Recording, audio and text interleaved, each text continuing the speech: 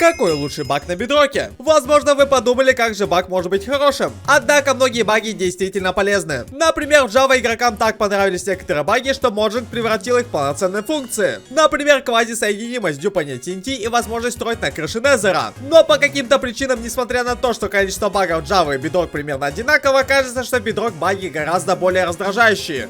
И иногда ломающие игру. Однако на Bedrock все же есть несколько полезных багов. Например, можно дублировать любой падающий блок, активируя большую капельницу и поставить на ней блок и выйти из мира. Ну а когда вы заходите обратно, то блок будет просто продублирован. Но этот способ едва ли полезен, так как приходится перезаходить каждый раз и можно дублировать только небольшое количество блоков. Но лучший баг на бедроке связан с пиглинами. Если на Java вы даете пиглину золото, то нужно ждать 6 секунд, прежде чем он что-то вам отдаст. Поэтому игроки строят очень сложные фермы для торговли с использованием сотен пиглинов, чтобы ускорить процесс. Но на бедроке, если вы дадите пиглинам золото и начнете быстро перемещать золотой блок туда-сюда, то они будут торговать невероятно быстро.